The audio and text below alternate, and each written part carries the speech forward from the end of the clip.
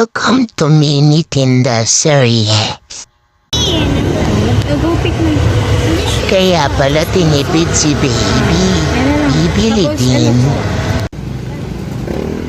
Gandang-ganda ako dito sa batang to. Kamukha niya yung teacher na napapanood ko dito sa TikTok. Oo.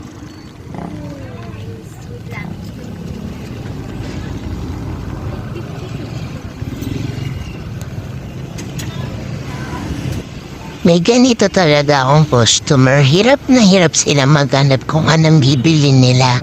Paano lahat ang gaganda?